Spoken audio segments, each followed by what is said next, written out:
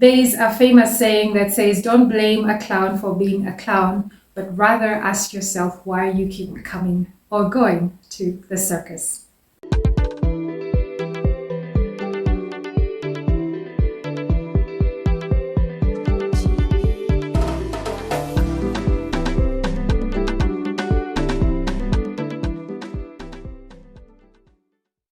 Welcome back to another episode of Figuring It Out. This is the place where we have conversations that are going to set you up to win.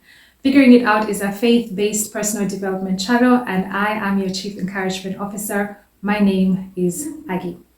In today's episode, we're going to be talking about toxicity. I know that we are in the festive season, but unfortunately, this is also the season when people get exposed or they expose themselves to a lot of what they feel is toxic to them. So who are the toxic people? Toxic people are people who disrespect your boundaries, people who ask you for more than you can give, people who don't respect your no when you communicate it, people who act entitled to your resources, your time, and your energy, even when you are sending the signal that you are not able to provide as much as they would like to take from you. Toxic people are those that gaslight you, that downplay your experience, downplay your pain, seem to take more than they give, and are always disregarding your feelings and your emotions. Another type of toxicity is the kind of people who label you. So when you communicate your need, they say things to you like you're being emotional or you're being inconsiderate. Nothing that concerns you or matters to you seems to ever matter to them. And anytime you try to say no, they push you beyond the edge because all they care about is getting their way. Toxic people are also never grateful. You can do 1,000 things for a toxic person and they will not be grateful, but drop the ball once and they will come guns blazing, letting you know how you are such a disappointment and you don't care and are selfish. Some people are exposing themselves right now to an ungrateful parent that never called, never checked in all year long, but yet feels very entitled to a huge Christmas and New Year's shopping and presents and all kinds of treats from their children. Some are spending time with a spouse that has been emotionally abusing them, making them feel like they're not enough all year round. And the festive season is here and there's no way to escape. You can't run to work. And so you are stuck in an environment that makes you feel like something is wrong and I need to get out of here. Now, toxicity is a bad thing, and unfortunately, the poison doesn't always come in the same amount. Some of it trickles little by little, and some of it is full on. Whatever the type of toxicity you might be experiencing, it is important that you understand that until you change, the situation around you is not going to change. So you actually hold the key to your own happiness. Once you elevate your standards around what you will or will not tolerate, learning how to set healthy boundaries, really taking the time to equip yourself emotionally, physically, and mentally, as well as spiritually, you will not be able to change your circumstance. But once you learn, first and foremost, how to communicate, how to set boundaries, you will realize that as you change, the things and the people and the experiences around you start to change. One of the reasons why we experience toxicity is because we do not know how to communicate. We assume that people will read our minds and know exactly what we need.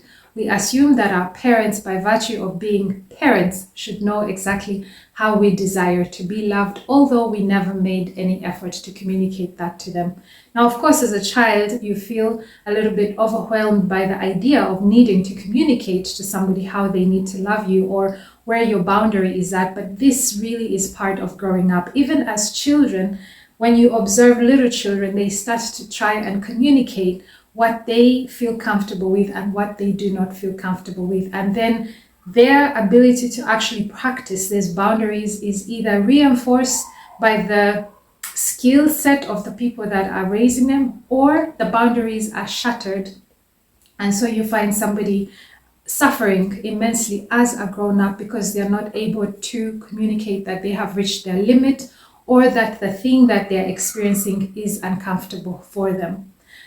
Now, it's easy to sit back and say, I have a toxic mom, or I have a toxic sister, or I am in a toxic relationship, and feel like you are entitled to point fingers at the other person because obviously they are the ones who have the problem. And yes, it might be apparent to both you and all the people that surround you. But at the end of the day, something inside of you has been continually enabling these people in the way that they treat you. And I know that is so harsh to hear, but it's actually really the truth. Until you learn to say no, the person who is trying to use you to take up their tasks and is eating up your time and energy will never learn to stop asking you and perhaps go look elsewhere, or even consider developing the skills themselves. So at the end of the day, if you want to recover from toxicity, if you want to be set free from toxicity, it is you who has to change. So you might ask yourself, how exactly do I change? I would suggest that the first thing is, first of all, to acknowledge that it is you who has to change. Until you acknowledge this and you start to take responsibility for changing your experience and your outcomes, nothing is going to change. People are not going to read your mind. People are not going to go out of their way to do you favors. And sometimes even prayer might not be the solution. You might, out of the prayer closet, you will have to still come and apply some techniques and some methods that change the way things are. I would like to recommend, for those that have a hard time setting boundaries, that you go and read the book called Boundaries by Dr. Henry Cloud. And I think the second author is called Townsend, if I'm not mistaken. Equipping yourself with knowledge from experts such as Dr. Henry and the research, the extensive research that they have done on boundaries, and equipping people with the tools and the skill set to set healthy boundaries. This will really go a long way to help you. It won't only help you in the workplace, but it will also help you in your private relationships. Remember, if you haven't been able to set healthy boundaries with a parent, you're going to have a hard time setting boundaries with your spouse, and as well have a hard time setting boundaries with your children. So there's a ripple effect there, and you, my friend, are the common denominator. So look up those resources and equip yourself. I have also put out a series on boundaries on my channel, and I highly encourage you to take advantage of it, listen to it while you're driving or cooking, and get the practical tips to help you along your path. The second thing that I would recommend here is to learn Marshall Rosenberg's framework of nonviolent communication. A lot of times we suffer because we're not able or equipped to communicate. So we communicate in a very accusatory manner, and the other person doesn't respond the way that we would love for them to respond because they didn't hear what we intended to say. All they had was an accusation. But when you learn to communicate your needs in a non-violent manner, that really keeps you in your court without placing any form of accusation on the other person, then you will start to be heard, and you will be heard clearly. What you are saying is what exactly is going to transport over, because sometimes we are communicating to somebody and we're speaking French, metaphorically speaking, but they are hearing Mandarin. Then they respond in Mandarin and we respond in French, and then the friction just continues to build up, and we are then seriously killing each other.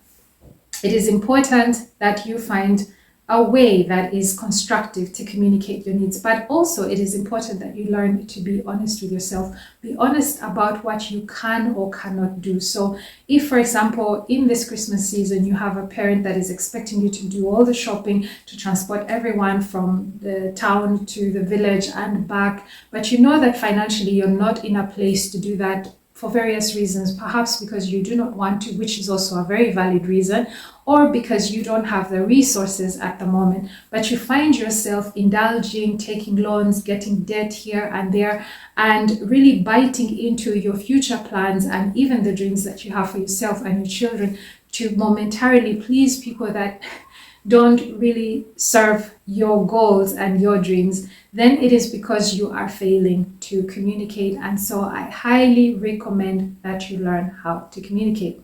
The other thing is, understand that you don't always have to give people an explanation. You don't have to justify your decisions to anybody, at least not as an adult. If you're a child, if you're still a teenager and you're depending on your parents for school fees and accommodation and all of that, I can understand that you have to be accountable to them. But as an adult, you have the right to stand by your decision without necessarily having to justify it. So it requires some training, it requires some getting used to, but it's important to understand that no is a complete sentence and you do not have to always justify your decisions to other people. Sometimes in the process of trying to justify your decisions, you invite counter arguments and you invite people to try and talk you out of what you know is the right thing for you to do. So learn to use no as a complete sentence and it will go a long way. It takes pain to start seeing through a toxic person. Your body might start sending you signals such as migraines, knots in your tummy. Those knots might even develop to full-blown ulcers. You might get skin discolorations. You might get a tight jaw syndrome, and so on and so forth. You might feel tension just at the mention of their names. That's how you know that you are moving into the space of toxicity. It is so important that you pay attention to these symptoms and that you address them, because sometimes if they're not addressed, they can grow into full-blown autoimmune diseases, to mention but a few. So it's a very serious thing, and unfortunately so many people have been brought up to have a high tolerance for pain that they miss the threshold. They fail to notice the point at which they should actually unplug, and so they continue to expose themselves to more abuse and more abuse, and this is actually really, really harmful for them. So at the end of the day, it is you who has to change, because usually when you don't have the skill to set boundaries, you might find that in the family you are tolerating toxicity, at the workplace you're tolerating toxicity, in your friendship circle you're tolerating toxicity because you lack the ability to set boundaries. And this is why I say that if you want to overcome, it is you who has to change, because your friends are not going to read your mind. Your parents and your family and whichever toxic relatives you might have are not going to read your mind. It is you who has to read all the signals that your body is sending to you and make sure that you take those as informats and you use that intel to change your life. And once you change your standards, you change your communication style, you grow yourself from the inside out, everything around you will start to align. The leaves will fall off, some branches might be cut off. Sometimes you might have to really physically uproot and leave and go somewhere else. Whatever it is that you have to do will become revealed to you when you start doing the inner work and informing yourself using the resources that I have shared in this episode. So engage with me in the comments. Let me know if you are experiencing any toxicity, if you have overcome some type of toxicity, what methods you use, so that we can all learn from each other, because different people have different struggles. And so if we share, we can learn from each other. Maybe one quick thing to also note here is that sometimes toxicity exists as a residue, right? You might have been abused as a child.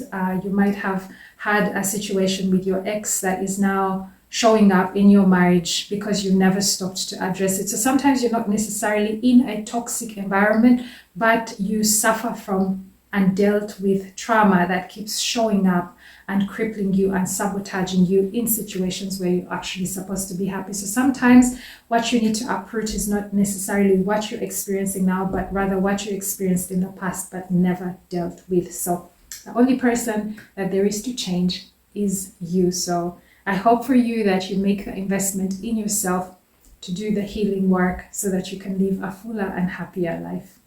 I leave you with one last thought. It doesn't matter who puts the poison in your coffee, but should your coffee ever get poisoned, Once you drink it, that poison will not discriminate. It will not say that I won't hurt you because I was put in here by your mother or by your brother or by your friend or by your enemy. It will not discriminate. Poison is poison irrespective of who it is coming from. And this is why it is important to learn healthy boundaries, because sometimes, unfortunately, you have to set those boundaries with the people that are closest to you, the people that are actually supposed to be looking out for you, the people that are supposed to be cheering you on, and yet, for one reason or the other, turn out to be the people that are dragging you down. You have to put boundaries in place with them, because it's not about them per se, it is about the behaviors that they carry that are not serving you. And on the other hand, it is about you learning to stand up for yourself, because you are now an adult, and adults can no longer behave as children, acting helpless and fragile, like they were disempowered to do something about it, about the things that are happening to them. Once you are an adult, part of the adulting is that you start to take responsibility for resorting and reorganizing things so that you have more of your power back.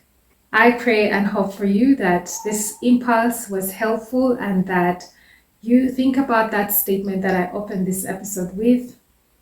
Don't ask yourself why a clown is being a clown, but rather ask yourself why you keep going to the circus. Once you stop going to the circus, you won't even be aware of what the clown is doing, and so their actions and behaviors will no longer affect you.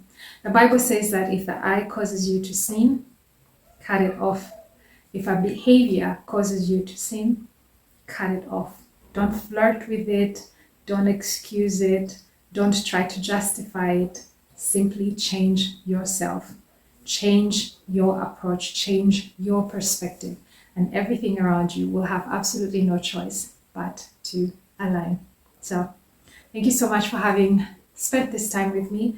I hope that this was helpful to you, and I look forward to catching you on the next one. Bye-bye.